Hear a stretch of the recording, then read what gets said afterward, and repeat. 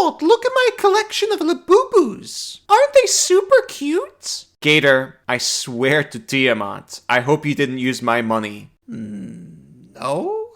Oh, by Tiamat's tits. Well, time to make content out of it. They do make for funny servants. Tiny servants. Welcome to Pack Tactics, where 2025 Artificer comes out in like a week or something. I don't know. It's time. And maybe Half-Life 3 gets announced. Who knows? Tiny Servant. 3rd level spell, 1 minute cast, 8 hour duration. You touch one tiny, non-magical object that isn't attached to another object or a surface and isn't being carried by another creature. The target animates and sprouts little arms and legs, becoming a creature under your control until the spell ends or the creature drops to 0 HP. See Tiny Servants for its statistics. I'll show that off later. As a bonus action, you can mentally command the creature if it is within 120 feet of you. If you control multiple creatures with the spell, you can command any or all of them at the same time, issuing the same command to each one. You decide what action the creature will take and where it will move during its next turn. Or you can issue a simple general command, such as to fetch a key, stand watch, or stack some books. If you issue no commands, the servant does nothing other than defend itself against hostile creatures. Once given an order, the servant continues to follow that order until its task is complete. When the creature drops to 0 HP, it reverts to its original form, and any remaining damage carries over to that form. At higher levels, when you cast this spell using a spell slot of 4th level or higher, you can animate 2 additional objects for each slot level above 3rd. Here is the stat block of the Tiny Servant. At first glance, they look bad. 10 HP sucks. Their slam only does 1d4 plus 3 damage, which is bad DPR. But they have 15 AC, which is decent for a summon. It's not concentration, and it's not taking any of your actions to command them around. Another thing is that a medium-sized creature can just walk over the servant's space. They're tiny. Kobold, call them Labubus. Fine, I'll call them Labubus from now on. Having one Labubu active sucks. This is a bad cast at 3rd level, but the good news is when you upcast them with a 4th level slot, you get 3 servants. It more than doubles in power, and with a little bit of optimization, we can double it again and give them ranged attacks.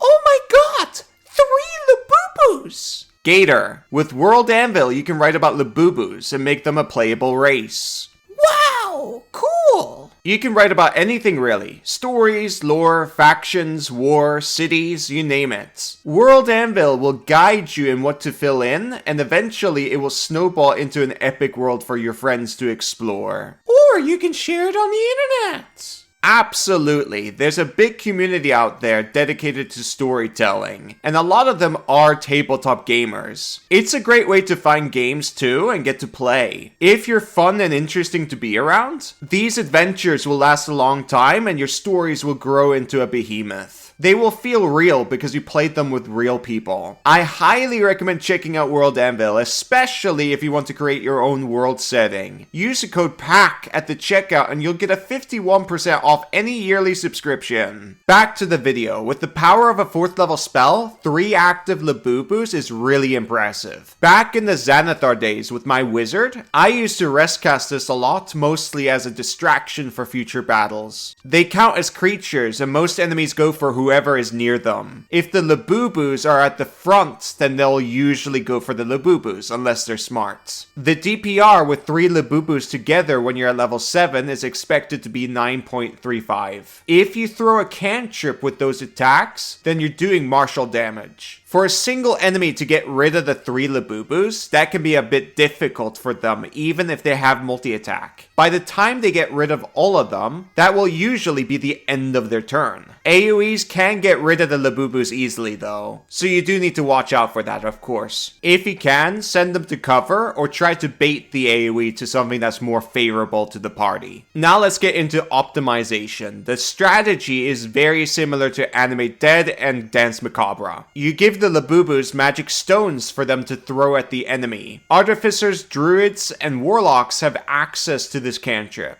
With just a single level dip, You can get this on your wizard, which is very common in optimization because starting Artificer 1 at character creation gets you medium armor and shield proficiency and constitution proficiency to protect your concentration. To explain the magic stones more, as a bonus action, you touch 3 pebbles to make them magical. You can hand them to the 3 Labubus every turn. They'll do 1d6 plus your spellcasting mod in damage. And when they make a ranged attack, they add your spellcasting modifier to their attack roll. They don't use their own. That means their DPR is gonna scale with you. Labubus, have some shiny rocks. Throw them at my enemies.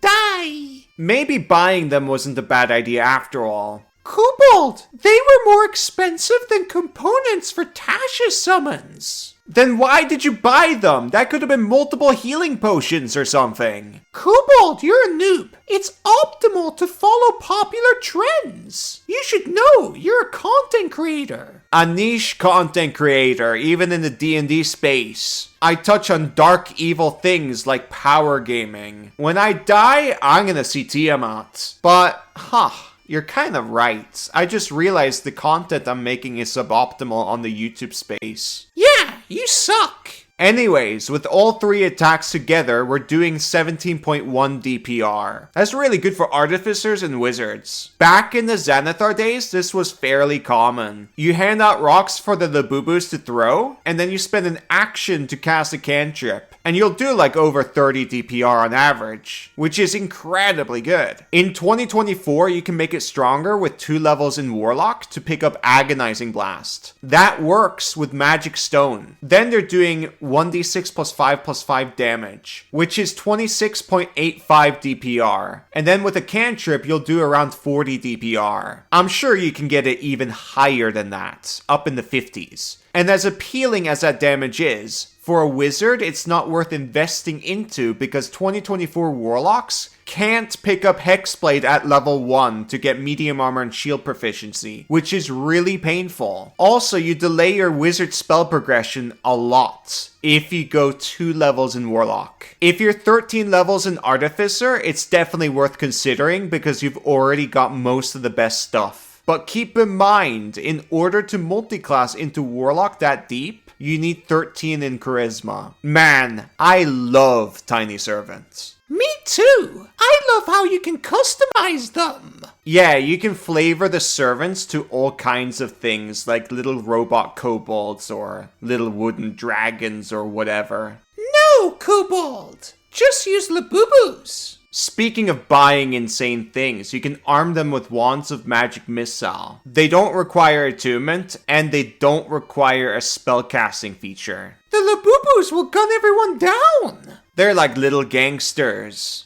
Anyways, you can craft a single wand for 200 gold in 5 days. But you need proficiency in Woodcarver's tools and Arcana, and your friend needs the same thing. Or what you can do is just get a hireling to help you in town. That way you don't need to bug your party members in character creation. People normally don't like that. Another great item to hand them is Pipes of Haunting, which is very common for artificers to do, because they can just grab it through infusions, but it's debatable if they can use the item. You see, tiny servants don't have lungs, but hey, if you're an artificer, I'm sure you can invent something to make them blow into the pipes. You can also craft Pipes of Haunting too for 200 gold in 5 days, just like the wand, but then you need proficiency in Tinker's tools instead. And that's everything. Congratulations! You are now a Labubu expert! This is a great alternative to Animate Dead. Technically, Animate Dead is a better spell, but this one is so much easier to deal with in roleplay. It's more acceptable than Taboo Necromancy, so I do recommend you consider this spell. End the video. Remember to check out World Anvil if you're interested in creating epic worlds. Link in the description. Thank you for watching. Bye-bye!